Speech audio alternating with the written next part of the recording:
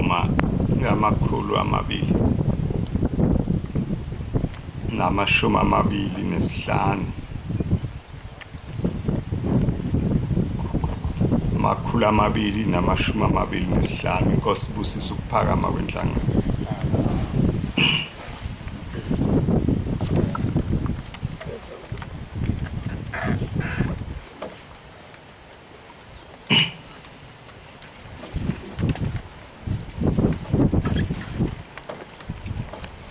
Namhla mina ngithelile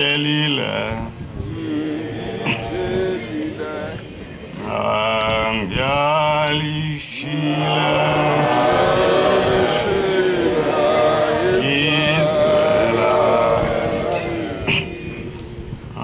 angingeze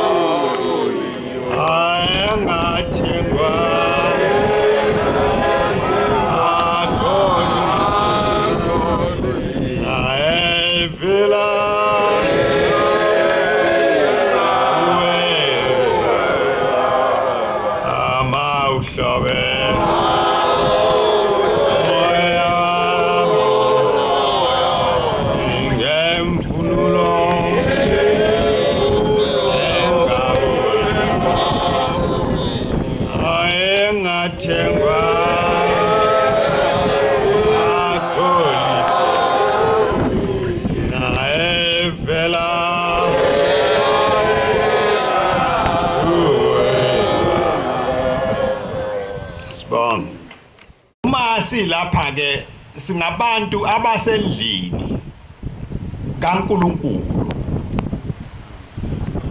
nendawo esikuyo uma sesiphelele siphuma kumazwe ngamazwe uma isiyabiwe kwathiwa indawo engcwele kaNkulunkulu konke okulindeleke ngaphakathi kuyo kufanele ukuba kube ubungcwele ngoba ukuhlangana kwethu kunye sihlanganele ukuzodumisa uNkulunkulu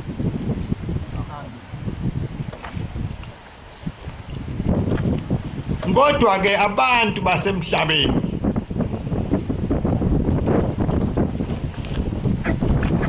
isono esikhulu esibakhathazayo esokukhohlwa uma sebekhohliwe ababe besafuna umuntu ozobakhumbuza ngoba ukukhohlwa lokhu kubenza bakhumbule izinto ezimnandi ngokwasemhlabeni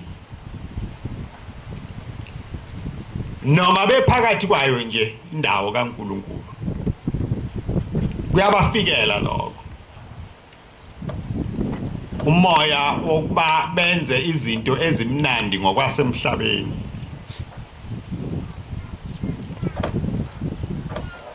uNkulunkulu ke abese bacunukela ehlise isiqalekiso phezulu kwabo mhlawumbe bahlaselwe ezinye izizwe noma baxabane nje bodwa bakhombane ngeminwe bafune nokulwa bangaba njalo ke uNkulunkulu usededile phakathi kwabo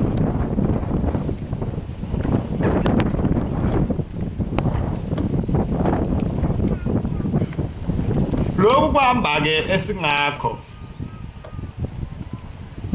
uNkulunkulu wathuma uShembe ukuba azosiqondisa ngakho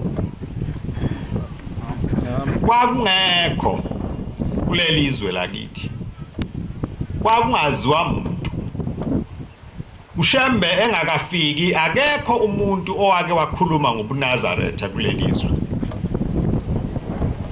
kwakukhulunywa ngokukholwa kuthiwe abantu abahambe baye ezikoleni bayofundiswa khona ukukholwa ukukholwa ke kwakuphucuzeka kwakuthiwa ukuphucuzeka ba umuntu akhumula ibheshu nesidwaba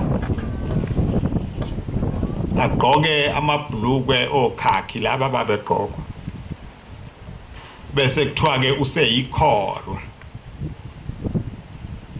kodwa lo muntu angehluki ngalutho nje nabantu kangako ngaphandle kwezinto azembethe abangakholwayo wayesiyafika ke uShembe nalo uhambo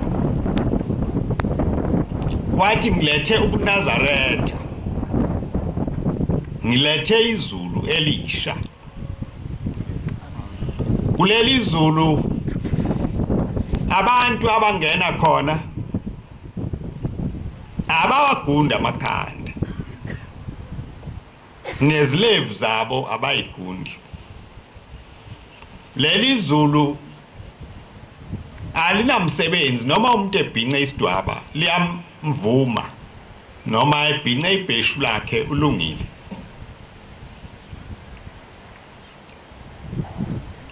Leli izulu umuntu odla engulube akangeni kulona. Leli izulu akungenwa uma umuntu ephuza utshwala.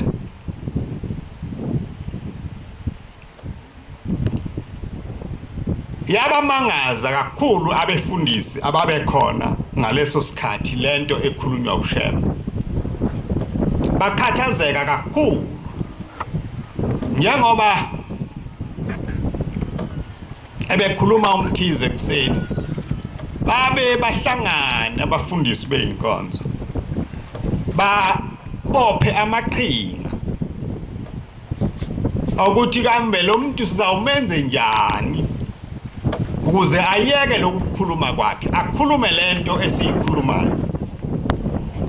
Ngoba manje utshela nabantu thina esesibafundise ngenye indlela, ubafundisa yena okunye.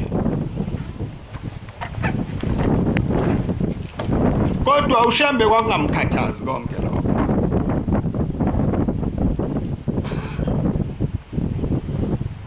uShembe wayengafani nathi. Kwakungamdikibalisi, wayengaphelelwa amandla, wayengaphelelwa ithemba. Wayemazi uNkulunkulu. uNkulunkulu waziveza kuye, wambona. Inhliziyo yakhe yaphelela kuNkulunkulu. Akaze asola lutho lukaNkulunkulu. Akaphindanga uShembe wayisaba into yasemhlabeni, wesaba uNkulunkulu yedwa nje. Uma waye novalo lwezinto zasemhlabeni, sasingeke size sibe khona. Ngoba babezothi mabemethusa laba befundisi beyinkonzo, abese mhlawumbe uyaguquka ukukhuluma lolulimi lwabo. UShembe wafika wathi cha, umlani icathulo, msana ukufaka icathulo manikhonza uNkulunkulu. Lokuba nibhajadiswe ebunzini akukho. Cwiliswani njengoba uKristu angena emanzini. Yabethusa lento bonke abantu ababekhona. Kodwa ngoba babefike kuqala, babe nomoya wokuqolota. uShembe wayehlala ebhuqwa ekuhlekiswa ngayo, kuyinto nje yokuhleka. Kodwa isimanga esikhulu lali lokulukhula leli bandla, lali lokulanda leli bandla. Nalabo bahlekayo bahleka kabuhlungu ngoba manje lo mlilo bayawubona uyakhula awunciphi.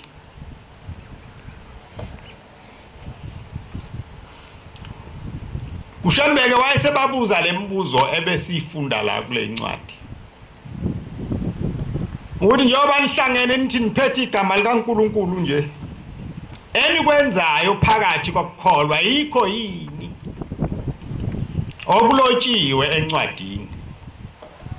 Nihamba ngayo yini indlela eyamiselwa oMose?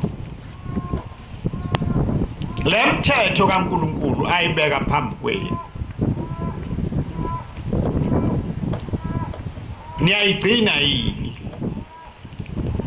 Noma lezi zindlu zamasonto enizakhayo nibuye niphendule zona zibe imihume yabaphanga.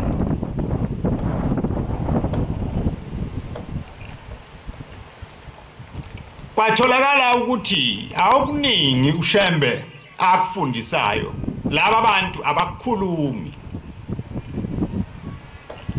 bathe uma befika abantu babo bethi belekelela befundisi ukuthi awu Shembe lento ikhulumayo ngoba ayenziwa wayesebavulela incwadi le ephathwa yibo laba befundisi bathi uma beyifunda bathola ukuthi uShembe yonke into abafundisa yona ilotshiwe akukho nokodwa akususa nje ekhanda yonke into ayikhulumayo ibhaliwe encwadini base bebuyela kubefundisi babo bayothi cha usehlulile thina lo muntu lezi izinto ayikhulumayo zilotshiwe lapha eBhayibhelini bavuma abefundisi bathi zilotshiwe kodwa ke lezi zinto thina asazenzi isikhathi sazo sedlula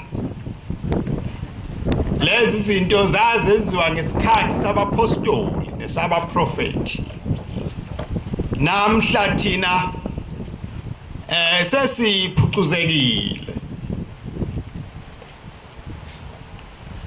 sawungena kanjani nalamasudu ethu amahle kangaka emanzini siyoxova udaka ayi ngeke sikwenze lokho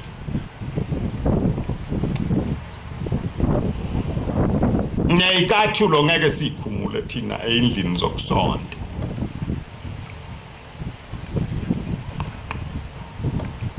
namakhanda cha sawaphucula nje kwase kuyehlukana ke manje lobu mNazaretha enikubo njoba ngihlale ngisho kuyinto entsha ehlukile ngiye ngithi kini abuzange bekhona obunje Nazaretha nangesikhathi sakwaJuda ngoba abantu bakhona kwakuba izinsukwana nina nithathe isifungo esisha lesi sifungo enikuso safika noShembe akekho omunye wakwakhuluma ngalesi sifungo wathi kukhona umuntu ozoba umNazaretha impilo yakhe yonke ngakho ke akufanele mtholakale senihambe nizifanisa nayo yonke into ekhona lapha emhlabeni ngoba anifani nalutho nalo Shembe owanakhayo akazange anifanise nalutho uShembe akafikanga nezinto zakwamanye amabandla phakathi kwenu wafika nezinto ayifundiswe uNkulunkulu wambekela zona ukuthi laba abantu bami bafundise lokhu nalokhu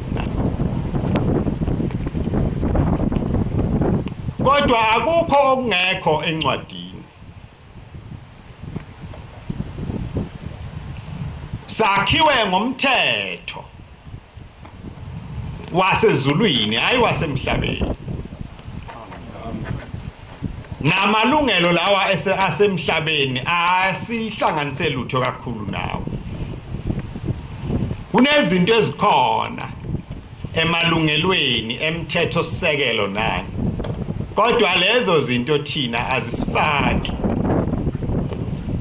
siseceleni kwazo ngoba sakhiwe umthetho kaShembe umthetho wobuNazaretha ngeke kwenzeke lapha phakathi kwethu kuba kube khona umshado wendoda nenye indoda noma yomuntu wesifazane nomunye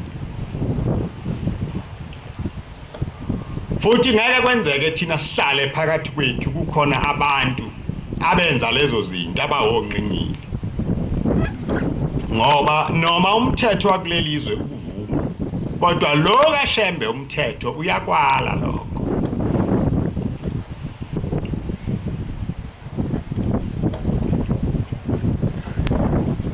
uma ke nihamba ngalendlela nibohlale niqalaza njalo ukuthi lesi sifungo engasithatha ngabe ngisekuso yini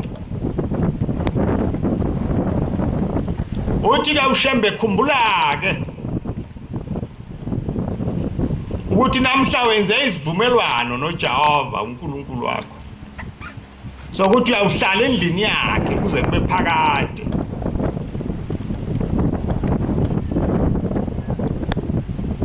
uJehova akahlala endlini yakho ngezandla. Ayikho indlu ongayakha uthi wakhela uNkulunkulu uhlala enhliziyweni yethu. Yona indlu yakhe leyo.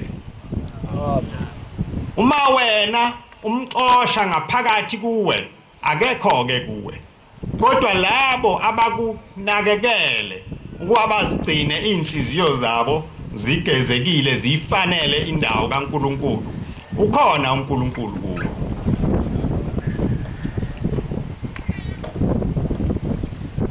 Ngakho ke ayikho indlu ozohamba uyiqalaza wena. Uthi ke inansi indlu kaNkulunkulu. Noma njengoba sihleli sikaqwe lamatshe nje mase singale kwawo usungenza noma yini ephambene nomthetho. Cha ngeke ukwenze lokho.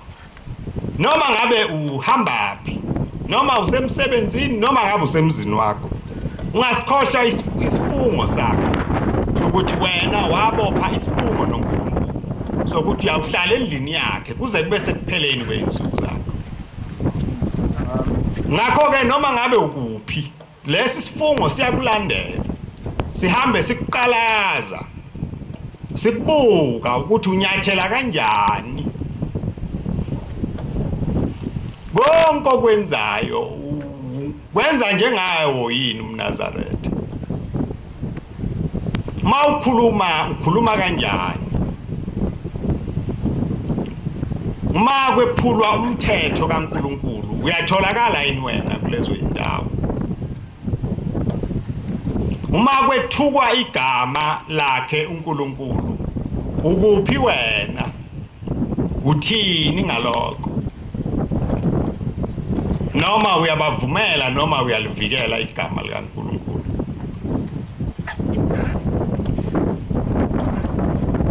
Laba bantu umprofeti lo okhulumayo uJeremiya ayibakhalela kwakungabantu abanjengathi.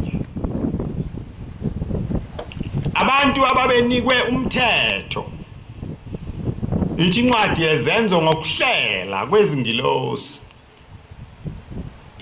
Umthetho ababe unikiwe wawakhiwe ngokuhlela kweingilosi. Kodwa laba bantu inhliziyo yabo eningi yayisemhlabeni. Babe ngathandi ukuyibeka kakhulu kuNkulunkulu. Ngaso sonke isikhathi babehlubuka. Uqhamuke izinto abangazazi. NoBhali lo babemkhonza. Kodwa betsheliwe ukuthi ningayikhonzi, ningazikhothameli, ningazakheli izithombe noma ezibaziweyo. Kodwa bathi babefika kuleli izwe laseKhenani ababethenjiswe lona, bafica abantu ababakhile khona bekhonza izithombe. Base beyakwenza nabo. Bathi nathi njengezinye izizwe. Nathi njengezinye izizwe. Ulimi lolo lokuhlubuka. Babethi mase befuna ukuhlubuka uNkulunkulu bese bethe ezinye izizwe kwanje. Nala eNazaretha kulula ukuhlubuka. Mawufuna ukuhlubuka ubokhipha amehlo akho ngaphandle ubuke amanye amabandla. Ngamanye amabandla kunje. Uyahamba ke mawusunjalo. Sewuhlubukile. Ngoba uShembe ngamzukwane enakha nina ayikhona lamabandla. Yiwo lamabandla ayemsola. Ethi ayingavunyelwa lento yande. Ngoba manje abantu esesibashumayezile bebengasibuzi lutho thina kodwa selokhu kufike lo muntu abantu sebenembuzo manje eminingi eminye yayo iyasehlula ngoba bavele bavule lona leli iBhayibheli bese singazi manje ukuthi sizawuthini ngoba lokhu Shembe akushoyo kulotshiwe lapha encwadini sizawusho kanjani ukuthi uShembe wedukisa abantu mayikhuluma ngento ebhaliwe eBhayibhelini na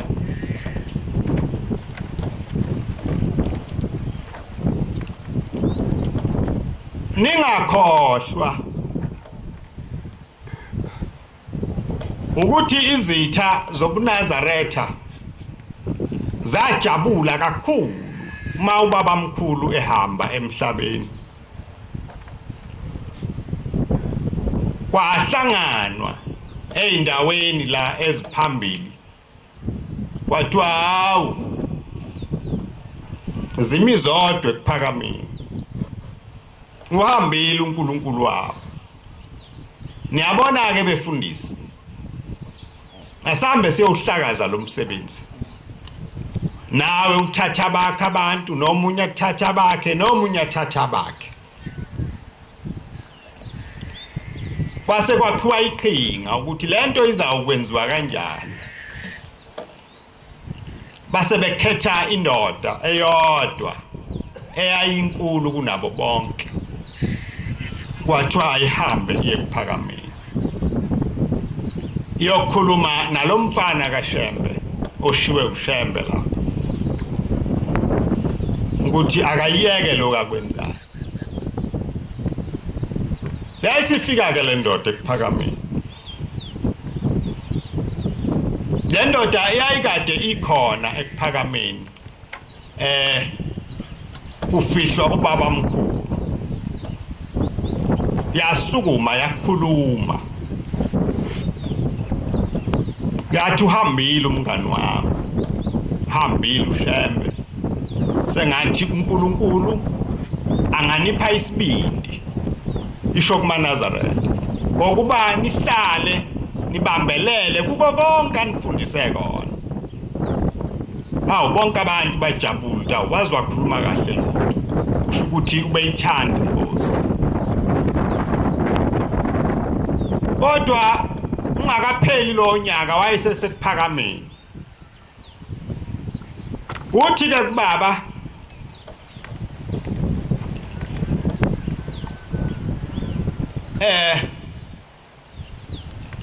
uzawuyenze njani lento okuyo ngoba wena ufundisiwe kangaka zawuhlala kanjani nalabo abantu abangafundisiwe amaqaba lawa uzowenza njani la kukhona impunga lamadoda labefundisi khona namakhosi wena umncane kangaka uneminyaka emingaki uthi ke ubaba nginamashumi amathathu uthi awubhekele umncane kangaka ngabaphatha kanjani laba bantu uthi kubaba cha laba abaphathwa ngumuntu uthi ungabaphatha abantu uma kungabasemhlabeni mhlambe unjengenkosi uthi kodwa laba abaphathwa uNkulunkulu yayisiyathula le ndoda sithi cha ngize kuwe ngizokweluleka baningi koSathana abakhuluma kanjalo Sathane mayifika kuwe athi ngizokweluleka kuyeke lokho okwenzayo uma uthanda ukuba umfundisi woza kithi lapha eMary sizokuthatha sikusephesheya ngoba ufundisiwe uyofundela ukufundisa khona bese ubuya ke uzawuba ngumongameli wamabandla ethu njengoba ungumongameli nakuleli bandla likaYihlo bayeke laba bantu bahambe baphindele einkonzweni zabo ukuze kube kuhle lapha emhlabeni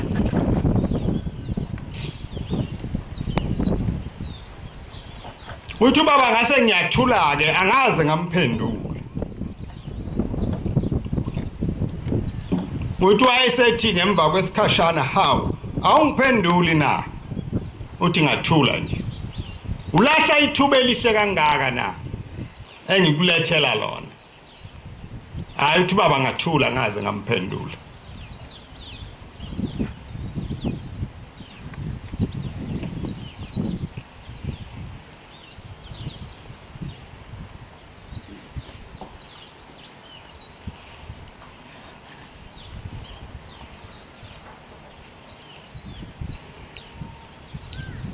wayesiyadumala lo muntu ukuthi hawu ubaba ubukeka engayizwa lento ayikhulumayo ngithi ke kini lezi zinto nibohlale njalo ninazo emqondweni yenu nazi ukuthi ubuNazaretha lobu kuyaliwa nabo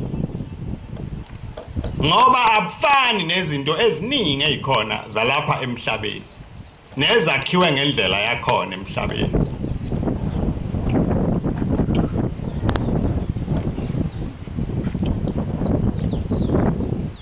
uthi ke ubaba akufikanga ngilosi akufikanga namuntu wasezulwini wathi angayilaleli lento ekhulunywayo lo muntu uthi kodwa ngezwe uma ekhuluma nje ngingayizwa uthi ngangimhlonipha kakhulu njengobaba wami uthi kodwa lento ayikhuluma ngangingayizwa ukuthi uthini uNkulunkulu ke wayesiyasenza isimanga lesi asenzile namhla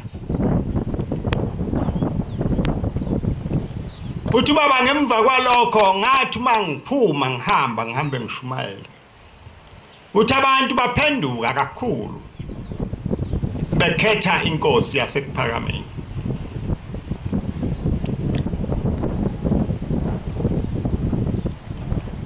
uthi baba baningi abantu banda ababuthandayo ubuNazaretha okubuhlungu ke indlela eya entabeni enhlangakazi yayidlula emva komuzi wakhe lo mnumzana laba bantu abandayo ebabona minyaka yonke behamba lapha emva kwakhe beya entabeni enhlangakazi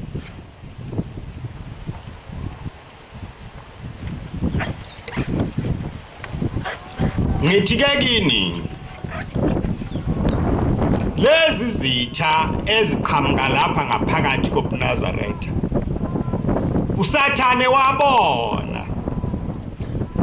ukuthi uma kuqhamuka umuntu ngaphandle akuzukubalula ukuba nihlakazeke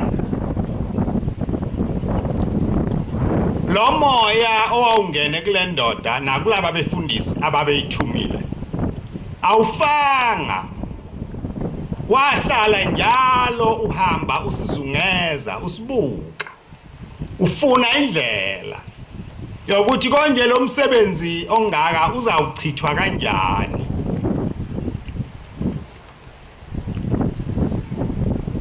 nangempela ke uSathane walithola iqhinga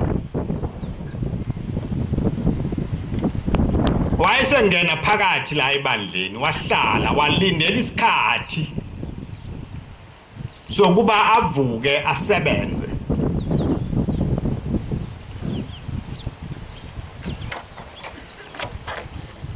namhla izitha zikaShembe ziyabuzana ukuthi akuyikho yini lokho esasikusho sakusho lokho kunjani ke manje niyayibona ke lento esasisho sithi ayikho into engakhiwa umuntu omnyama ime niyababona ke laba bantu bakhe manje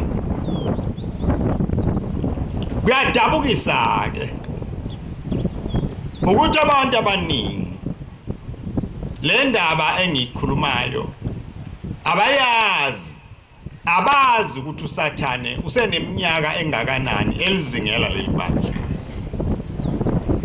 Uma benza izinto noma bethatha izinqumo abaze bangamcabanga uShembe, baye bazicabange bona bese beyagcina ukucabanga kwabo kugcine kubo. Akekho yayecabange uShembe. uShembe waze wahamba la emhlabeni engumuntu ohluphekayo, engenalutho, engenayo ngisho indlu, azange yakhe indlu yokuhlala yena. Abantu base bebaningi ePhakameni, wayengayithenga nemoto kodwa akazange ayithenga. Esikhundleni saloko wayayathenga indawo, athatha abantu abahluphekayo. Kwakukade usanda kushawa umthetho ngo-1914 wokususwa kwabantu abamnyama ey'ndaweni zabo. Babamkhulu-ke wayesethenga lezi ndawo ke esebeka abantu laba abahluphekile abaxoshwe ngabelungu ukuba bangadingi, bangatholakali sebehambe bema bengazi ukuthi kwenze njani. Yena akazazi enzela lutho, wayengakwazi ukuthenga ngisho ibhlukwe lodwa leli neyembe, wayengalazi ukuthi libiza malini esitolo. Kwakuye kufike wena nje uliphethe, ma ningamthengelanga icathulo zawuze ziguge ahambe ngeinyawo. Uma efikile ngakini nangamupha ukudla wayalale engadlile, angasoli muntu futhi, angasho ukuthi awubheka abantu abami ngifike kubo abangiphi ukudla, ayithulele. Azi ukuthi uma ngilala ngingadlile kusho ukuthi uNkulunkulu ukuhlelile lokho ukuthi namhla ngizawulala ngingadlile. Akekho umuntu ayemthwesa icala. Nendlu ahambela kuyo ePhakameni wayengayakhanga, kwahlangana amantombazane omntungwa lapho base bebumba udaka lolu, bafuna notshani bafulela benza isikwele. Wahlala kuyo ke lendlu, waze wahamba emhlabeni ehlala kuyo. Kodwa indlu yezitsha wayakha, wamakha uBhekuzulu, wayakha insuka ngihlale, wayakha nendlu okwakuthiwa isesikoleni, wasakha nesinodi. Ehlushwa into eyodwa yena, laba abantu bakaNkulunkulu uma befika bezokhonza uNkulunkulu lapha ePhakameni bayawufike balalephi, yena angazikhathaleli ukuthi ulalaphi. Waye abakhohlwe ngisho abantu bakhe mayesehambile uhambile ukuthi basele emva abadlani hayi. Njoba ngeke ngisho nje ngithi ogogo laba babenza amawashing lapha ya eMount Eshcop, bewashela belungu kuze izingane zidle. Uyise akafile ukhona, uyaphila, uhambe efuna nina yonke indawo.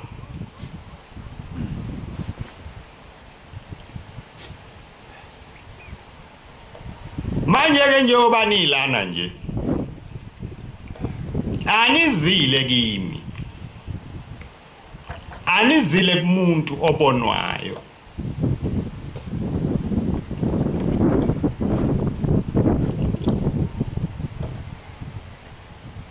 Nizovikela uShembe. Amen.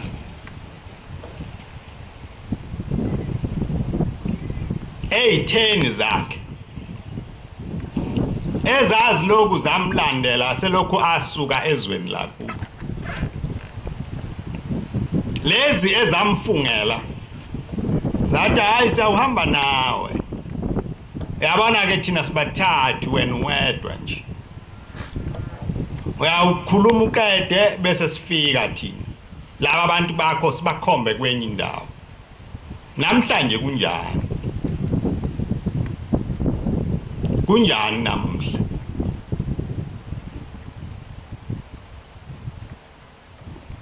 Lawa manga okukhulunywa ngayo kule ncwadi ebesifunda angakanani namhla. Akhulunywa phi? Awakhulunywa khona eindaweni zokukhonza. Indawo mase kuthe umzi kaNkuluNkulu. Isafanele yini ukuthi singene phakathi kuyo bese sikhuluma amanga? Uma simesaba uNkulunkulu. Kwenzeka kanjani lokho? Kube into nje ekhona. Futhi angabe bikho khuzayo, kube kuhle nje kithi sonke.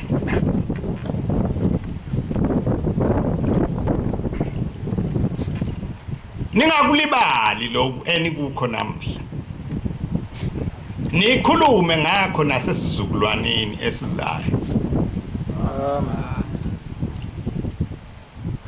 Okuthathayo okagcine abesefundisa abantu naye ngokunjalo kuyawuthiwa ngomkhulu embusweni wezulu.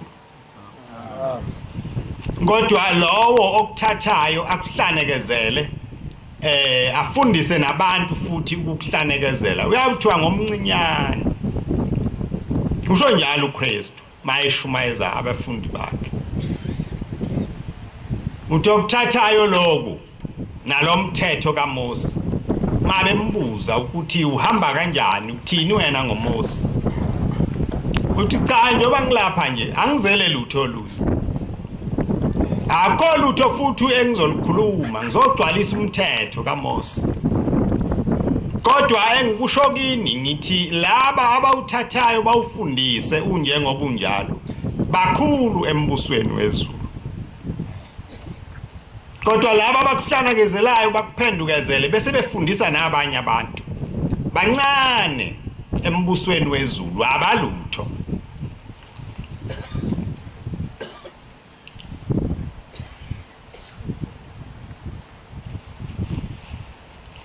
uNkulunkulu uyasebenza ngani.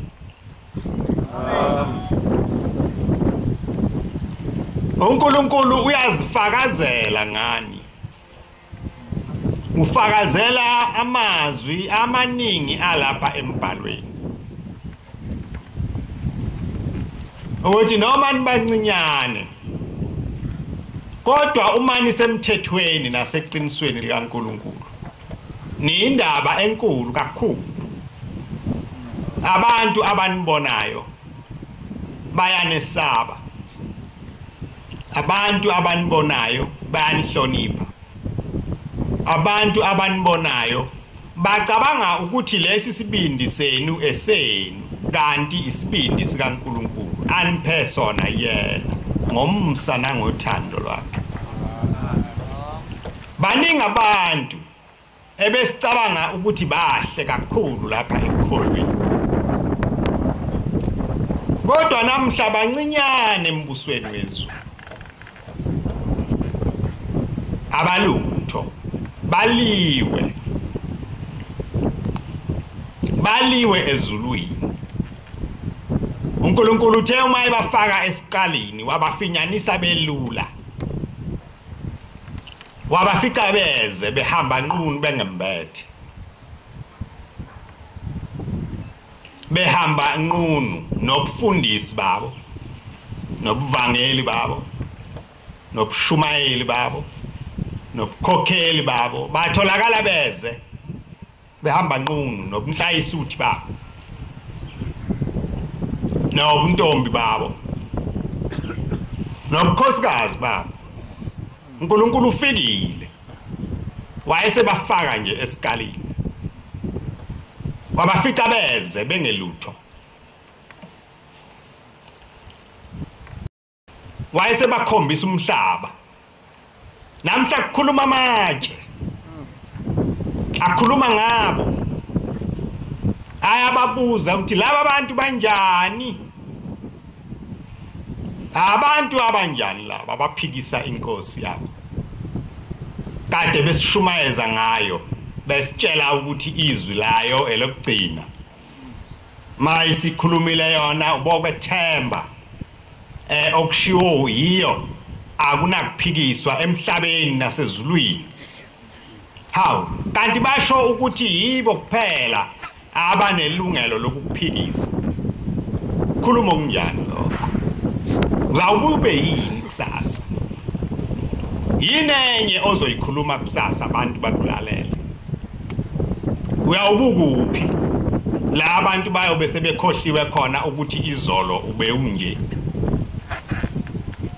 uyobe usayithanda wena uyobe ungasayithandi linjalo-ke idimoni lokuhlubuka uma bebuya phakathi kwenu bayofike bazonde nina banizondele ukuthi bona bakwazanga ukuba yini ngiyakhuluma-ke kini ngithi nibozibheka nabo nibabheke ningakhohliseki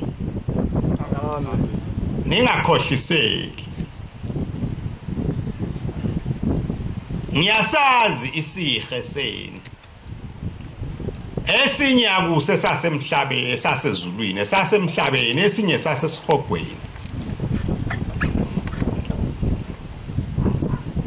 inkosikazi ethile yayikade ihambile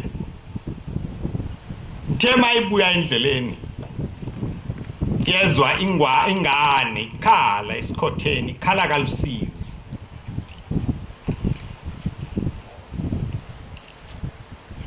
yayisiyadabuka yayisihamba ifica umntwana ekhala lapha esikhotheni uyayisimthatha lo mntwana simbelethe simbeke emhlane imduduza imthunduzela ukuthi ayeke ukukhala yayisihamba naye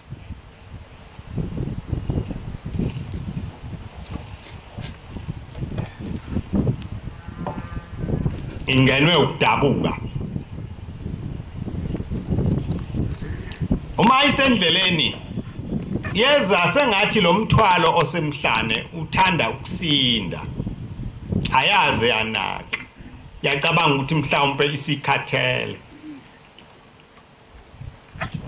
ithe izwa lo mthwalo awususinda kakhulu manje ithe mayithi yabheka yathola ukuthi izingalo zalo mntwana embelethe sezilengela la emabeleni imlenze yalo mntwana isihusha phansi yayisiyethuka isifuna ukumethula manje imbeke phansi hayi umntwana usenamathela akasasuke emhlanje wakhula lo mntwana yagoba manje akusahambeki yahamba ngamadolo akhula lo mntwana ayabi sakwazi ukumehlisa emhlanje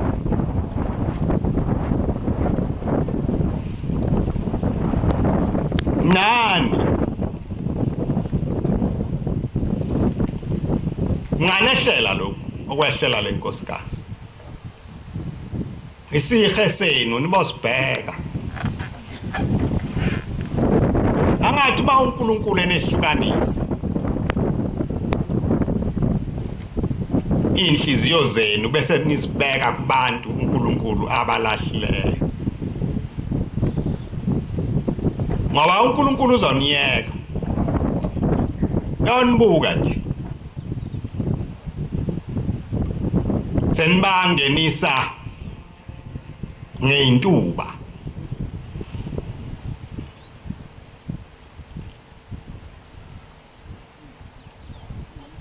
asimazi uNkulunkulu ukuthi bekwenze njani kulaba bantu okubonwe uye thina mhlawumbe sinawo amandla okukubona manje wena uzokhuluma ngokubona ngokwasemhlabeni kanti uNkulunkulu yena ubona okungaphezulu kokwakho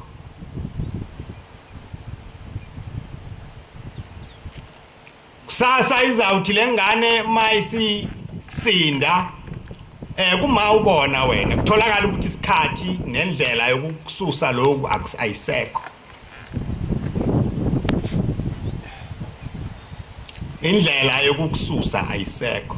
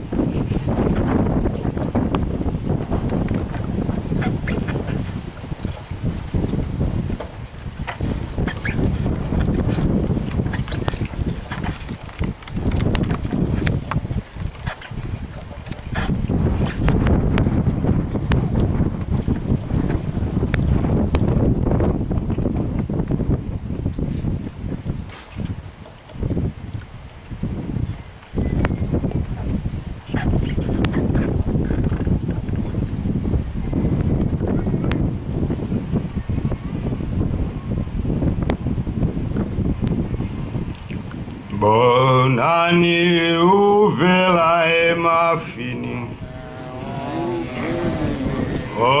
Ozobi zabantu onke uzobu yaye zuri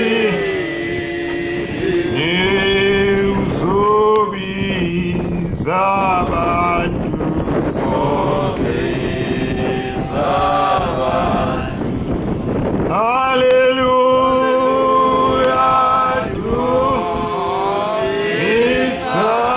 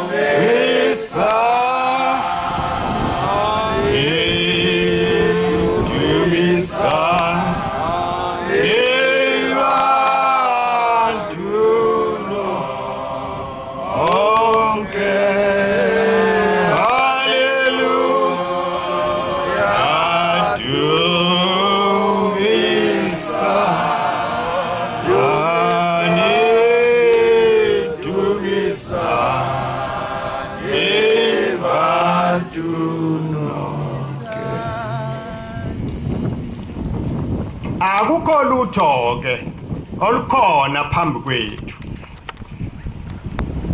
okufanele silibuke ngaphandle kokuba sibheke uNkulunkulu ngoba uma sibheke uNkulunkulu nezwi lakhe lingeke lisiphuthe singaqalazi lutho olusemaceleni uma sibiziwe lapha kuloku kuhamba sinjengezilwane uma ziboshelwe zilima eziyifakwe imkhala ukuze ingaqalazi ngapha nangapha ubuke ndawonye ubheke uNkulunkulu ngoba uma uqalaza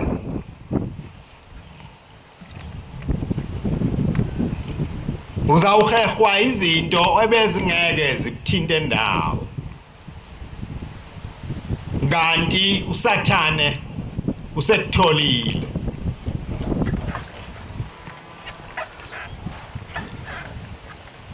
uNkulunkulu esimkhonzayo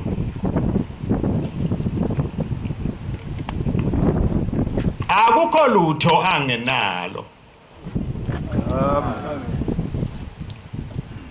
ngakho ke asikho isidingo sokuba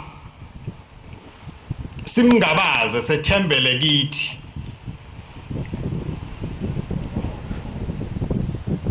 akashongo kanjalo wathi siyawukwethembela kuye sonke siyawuthembela kuye nemithetho ayibekile uyibekele thina sonke njengoba silana nje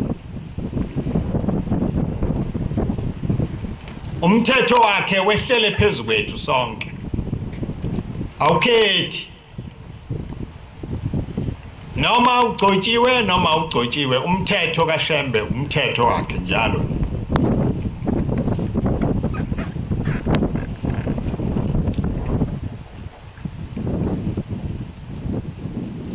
angisho ukuthi niboba nezinhliziyo ezimbi nezilikhulu kodwa ngiyanexwayisa ukuthi into eyaliwe uNkulunkulu niboyesaba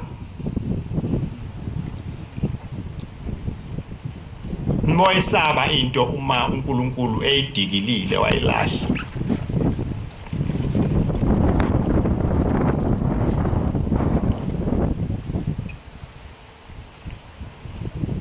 ngoba nanitsheliwe kasekuqaleni kwathiwa kuzabantu la abazonikhipha kulezi ikhundla zenu zonke esobunhlayisuthi esobuntombi esobukhosikazi uShembe ushumayele kakhulu baphenduka abantu bakhona abantu abathi mabefika la uNkulunkulu bamthanda baphelela inhliziyo yabo yaphelela kuye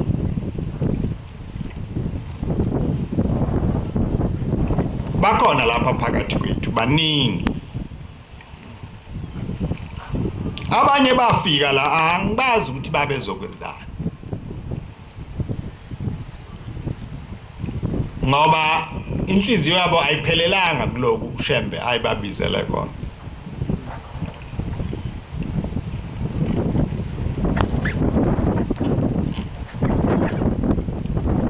into kufanele siyesabe iyodwa fanele sesabe ukuphambana nomthetho kaNkulunkulu noma yini noma ukudla noma yini ingasixabanisi noNkulunkulu singacabanga ukuthi khona into engaba ngaphezulu kwakhe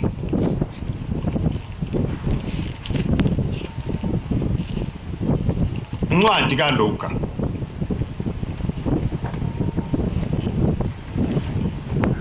incwadi kaLuka yeshumi nambili sahluko seshumi nambili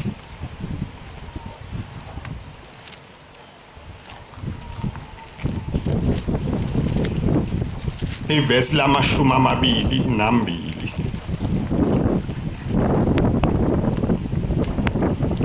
wathi kubafundi bakhe njalo ngithi kini ningakhathaleli ukuphila kwenu ngubani akudlani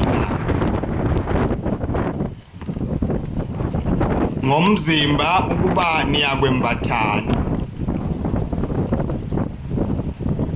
ukuphila kuyadlula ukudla nomzimba uyadlula izivatho qondani izingwababana azihlwanyeli azivuni azinazindlu azinangobo kepha uThixo uyazondla nina nizidlula izinyoni kakhulu. Imuphi kini ongeleka ubude bakhe ingalo inye ngokukhathalela na? Uma nahluleka ngento encane nikhathalela okunye ngani na? Qondani iminduze ukumila kwayo ayisebenzi ayiphothi, kepha ngithi kini noSolomon ngokukhazimula konke kwakhe kahlobisanga okwayo. Uma uThixo embesa njalo utshani basendle obukhona namhla ngangumso buphonswe eziko, akayukunembesa kakhulu nina banokukholwa okuncinyane na? Aningafuni eniyakudla neniyakuphuza, ningangabazi lokhu konke kufunwa izizwe zomhlaba, kepha uYihlo wenu uyazi ukuba niswele lokhu. Kodwa afunani umbuso kaThixo, khona konke lokhu kuyakunelekelwa nina. Ningesabi mhlambi omncinyane, lokhu uYihlo ethanda ukuninika umbuso. Thengani ngenakho nabele nizenzele izikhwama ezingagugiyo, imfuyo ezulwini enganqamukiyo, lapho kungafiki isela nenundu ingadli. Lapha ikhona imfuyo yenu iyakuba khona nenhliziyo yenu. Azime ziboshiwe izinkalo zenu nezibani zenu zibanekwe, nibe njengabantu ababheka inkosi yabo ibuye emthimbeni, ukuba nxa ifika ingqongqotha bayivulele masinyane.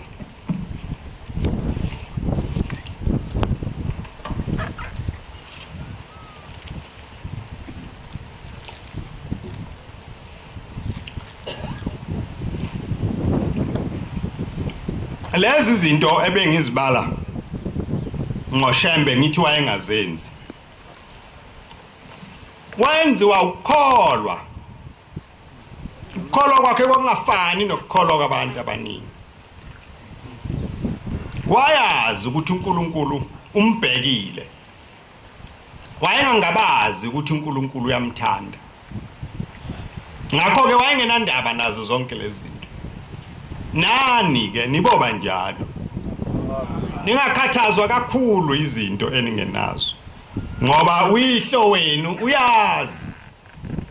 Ukuphela nibombikela, ningadikibali futhi, ungasho ukuthi usibanibani usheshe waphendulwa.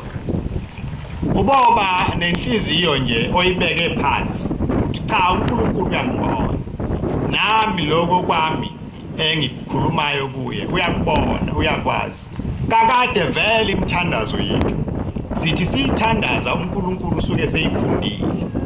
Ingakho-ke nje ngithi kini angeke ukwazi ukukhonza uNkulunkulu ngokukhohlisa, ngoba noma ukuhlela ukumkhohlisa uyakwazi. Manje-ke phelelani kuNkulunkulu, ingqondo yenu iphelele nomoya wenu uphelele. Ningakhathazwa izinto eziningi nezikhulunywa ngabantu, noma nibaningi noma nibancane. Cha, uthi uKristu nina mhlambi omncinyane. Akunakwenzeka kulomhlaba esikuwo ukuba abantu abakhonza uNkulunkulu babe ngaphezulu kwabantu abangamkhonziyo uNkulunkulu. Selokhu umhlaba wadabuka, abantu abangakholwa baningi kakhulu ngaphezulu kwabantu abakholwa behlangene inkonzo ngeenkonzo. Manje ubuncinyane busephucani.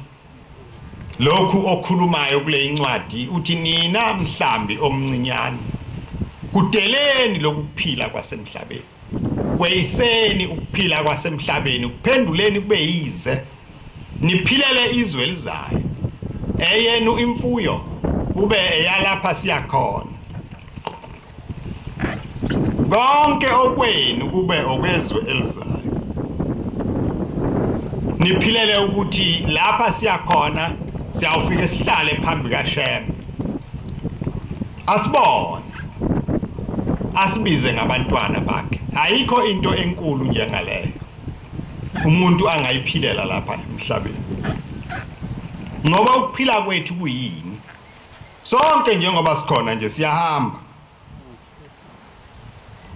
siyahamba lapha emhlabeni yoba silana isiudwendwe siyalandelana usasa uwe namhla yimi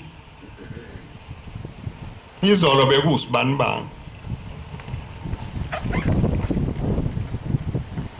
uma uNkulunkulu singamkhonzi uma singazi lethi phambi kwakhe lemphefumulo yethu iyawubangeka bani lemphefumulo yethu iyawubangeka bani kusasa kungasekho konke lokho kukhazimlayo kwasemhlabeni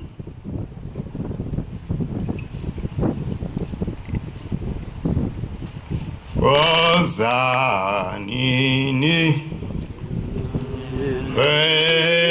Badingi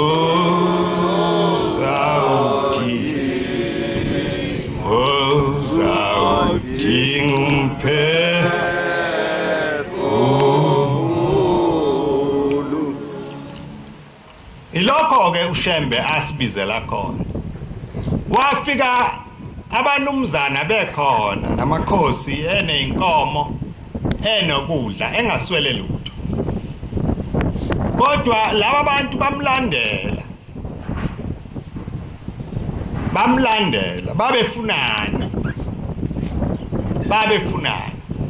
babefuna lengubo yokwembesa umphefumulo sebezwile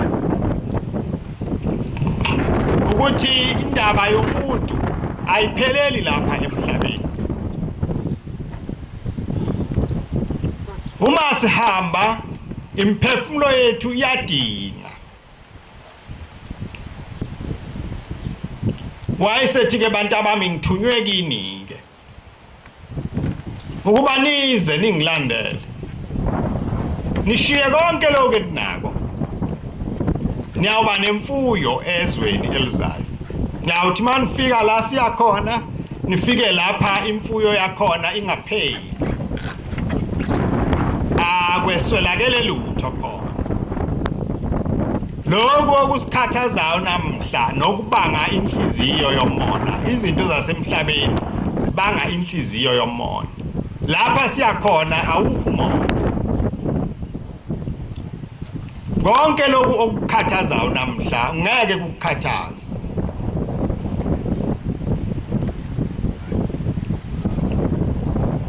enye insizwa iyabuza kumbhishobhi wayo waseRoma ithi ngoba lokukholwa sekuneminyaka eminingi kangaka kwenziwa yini abantu babe nje?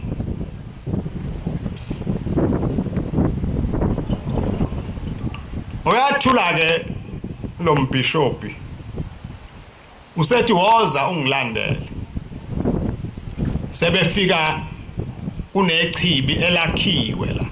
Kade lakhiwe endulo. Linamatshe phakathi amancane. Wayeselicosha lelitshe phakathi nendawo kulamanzi. Wayeselishaya lapha phansi seliqhekezeka phakathi. Wayesethi woza ke ngikhombisa. Lokhu kholwa ukuqala ukuthi kushunyayelwe kwaqala kulelizwe. Wathi kodwa bheka phakathi la kulelitshe ukuthi kunjani. Uthi ke lona cha komile. Komeka ngangokuthi amanzi ungathi awangeni khona. Uthi kodwa lelitshe liphuma, uthi liphuma kuwa amanzi. Kodwa uma ulivula phakathi alinawo amanzi, awangeni.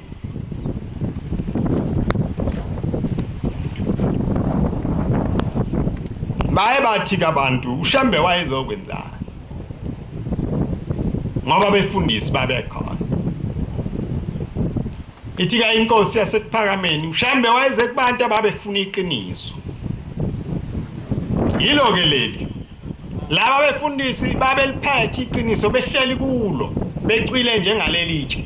Kodwa ngaphakathi kubo ukukholwa kwakungekho. Ungathi mawubuka nje wena itshe lisemanzini limanzi uyitshela ukuthi hawu kube nami ngiyilelitshe. Namhlanje kunjani eNazaretha? Baba befundisi benu. Baphi abakhokheli? Baba abaphathi benu. Benziwe yini ngoba bebehleli phakathi emanzini?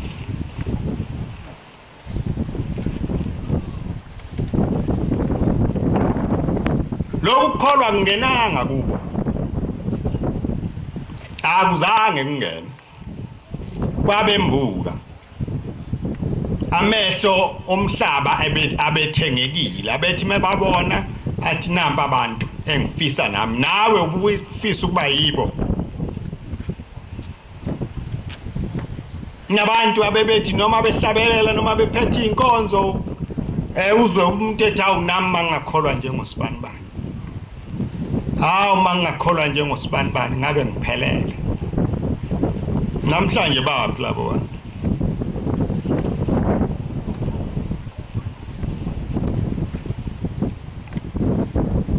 Bagcine sebekhohliwe. Uma ungathi abahlabelele leli verse besilihlabelela bangaqala bethuke kade layekwa alisahlatshelelwa. Uthi baba ubani wathi yekani lesisihlabelelo ngoba kwakusina ngaso kuqala esithi umthwalo onzima wephakama. Bahlala abantu bakhohlwa ukuthi umthwalo onzima. Kwase kuba kuhle yonke into yabayinhle. Saba baningi. Nemali yabaningi.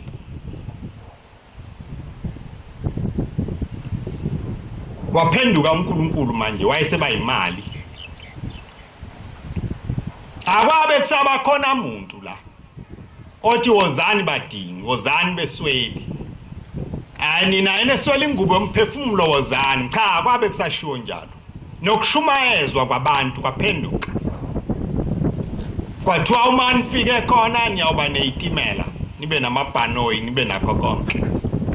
Akekho wayesakhuluma indaba ukuthi cha sibizelwe indaba yinye yokuba lo mphefumulo wethu ungadingi. Uma sihamba kusasa sifinyelele phambi kaNkulunkulu. Laba abantu abaningi engingabazi noma balahlekile noma banjana angiyazi into abayiyo.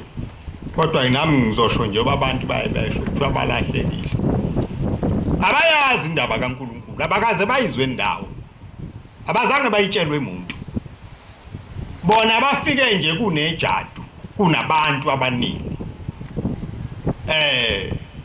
abavunulayo bagide abanye mawubabuza hawezo kwenzani lato ulana inkonzo yethu yesizulu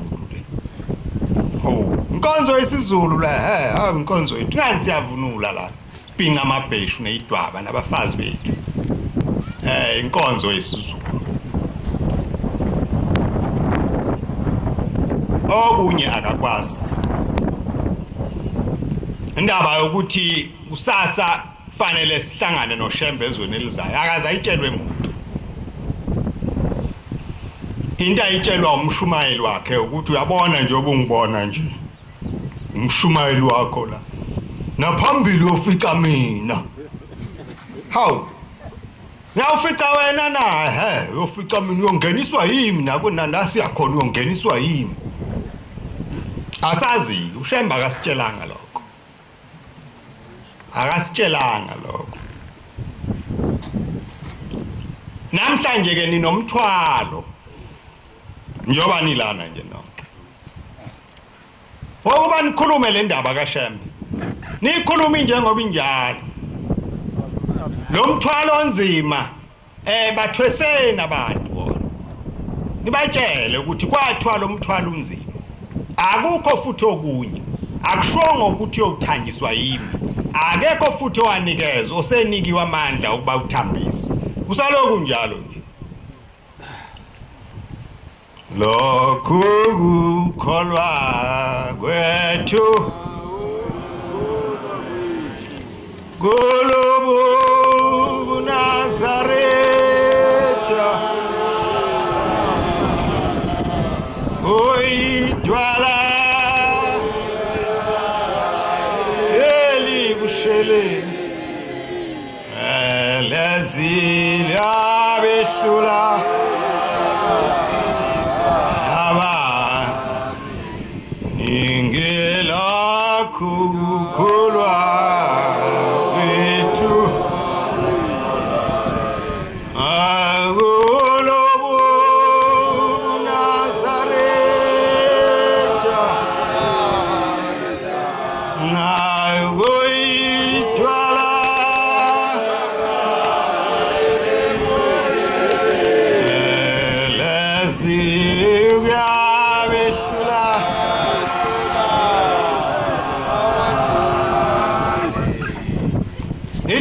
ngoma imbala unaso isibindi sokuhamba ngalendlela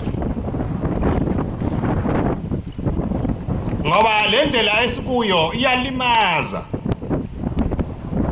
cha ayibalimaza abantu abangekho la ilimaza bona laba abaphakathi kwayo abayithandayo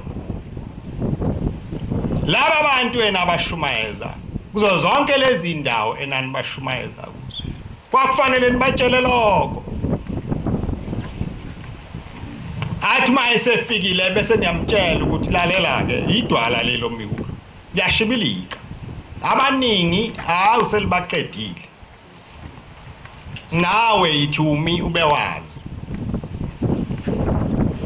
Twama ufuna ukuhamba ngalendlela hamba uyothenga isibindi lapha siyakhona lunyeke ulimi olukhulunywa nalapha siyakhona uyakhuluma la emhlabeni ukhulume nalapha siyakhona mawuguqa phambi kaNkulunkulu ucela uthi Nkosi ngisize leli dwala engimi kulo ungasekele wena mina ngokwami ngeke ngikwazi ileso sibindi ke leso uShembe akhuluma ngaso athi boqala uthenga isibindi sithengwa phi na sithengwa lapha siyakhona asikho kwenye indawo umngani wami ngeke nginike umfundisi wami ngeke nginike umkhokheli ngeke nginike nomphathi wami ngeke nginike kodwa lapha siyakhona ngizawunikwa isibindi sokuma isibindi sokuhamba ngalendlela manje laba bantu abazi ukusho inhloko engikushoyo namhla uthi thina asitshelwanga lutho asingathi nasasingazi thina satshela ukuthi uma usubhabhadiswe emanzini usephelele cha akunjalo kulotshiwe lapha encwadini yonke imithwalo ongafanele ingene ilotshiwe lapha encwadini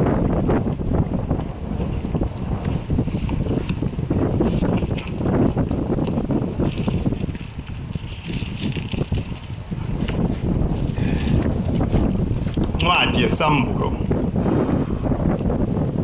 yamashumi amabili nambili sambulo amashumi amabili nambili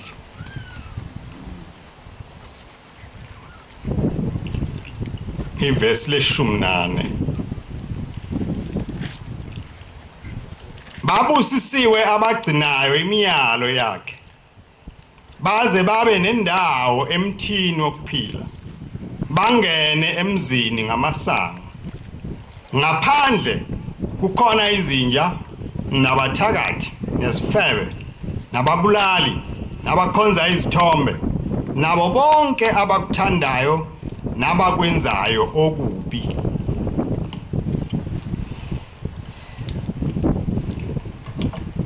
iloko ke uShembe asibizele kona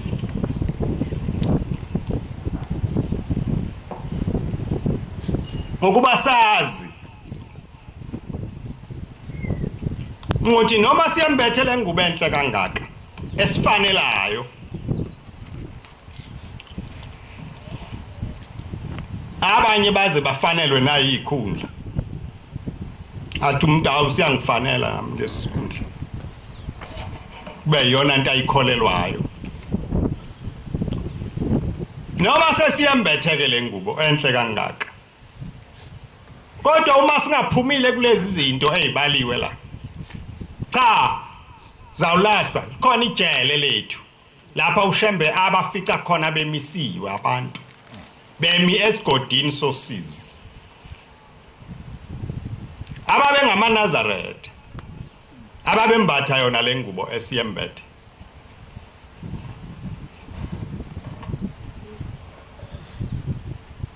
uShembe ayikade bekhuluma nabo imini nobusuku enethemba lokuthi bayakuzwa lokukhuluma kwakhe enethemba uShembe lokuthi bayakuthanda lokukhuluma kwakhe enethemba uShembe ukuthi uma bephuma phakathi kwakhe phambi kwakhe bahamba nakho bayogcina bakwenze noma lapha behamba khona kanti ukhuluma nabahlubuki uma esehamba uShembe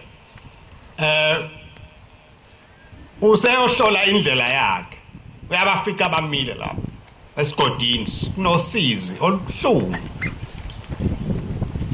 ingubo sezadabuka nowa egqoke umNazaretha sekusele ucwecwana oluncane abanye izingubo ziwudaka khona yonke inhlobo la yomuntu nalaba abathi masifika ngale uyofica mina esangweni nabo babe khona uyababuza uShembe nenzani la ngoba mina nganifundisa kodwa enganginifundisa kona nganganifundisela ukuthi nizoma endaweni embi kangaka bayisebeyalwa ke bathetha bagwavuma kakhulu bathi hawu uthini ngani nguwe nje basimila sakuzwa thina ukukhuluma sahluleka ukugcina lokhu awukusho lasishibilikisa leli dwala elibushelelezi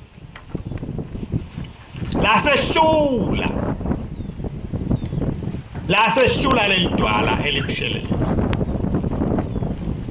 manje ke silapha ke lasikhona siboshiwe asivunyelwanga ukuba siqhubeke siye phambili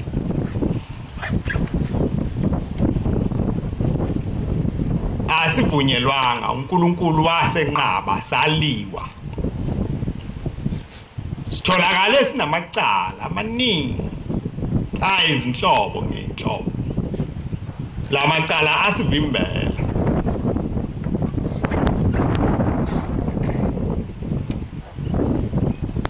iloko ke esihlangene ngako namhla laba bantu kusho ukuthi ngesikhathi behleli la eShembe abazange baphenduke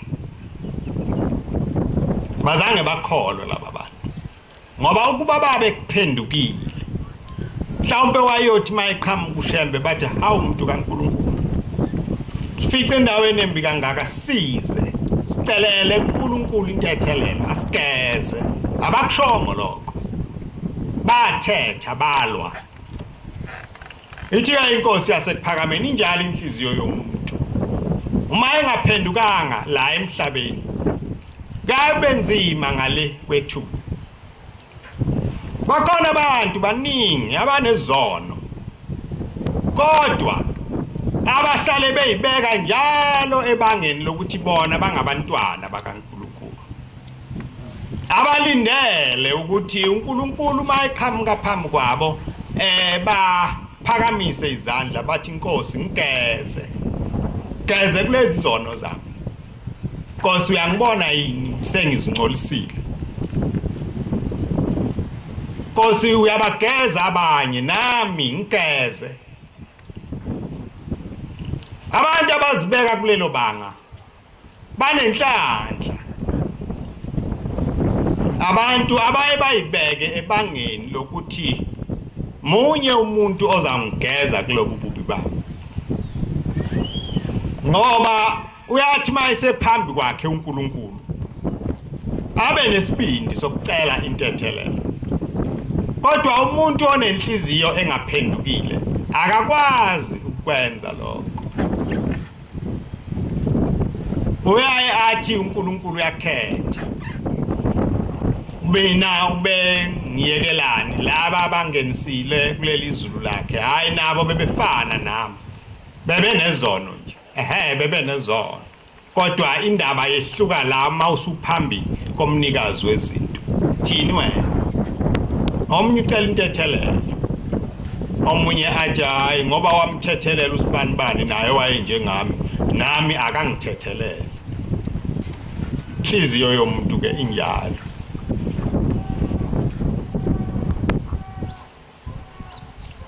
uma silapha singabi kakhulu ngabantu basemhlabeni uNkulunkulu asiphe lenhliziyo yasezulwini yokuhlala isihlale njalo sicabanga ukuhamba kwethu lapha emhlabeni nokuthi sisondele kangakanani uNkulunkulu ukuze sizibone namaphutha ethu abonwe yithi kuqala bengakawabona abanye abantu nentethelelo yezono zakho uyicele nje ungakatshelwa umuntu ukuthi cela intethelelo uzikhokhele wena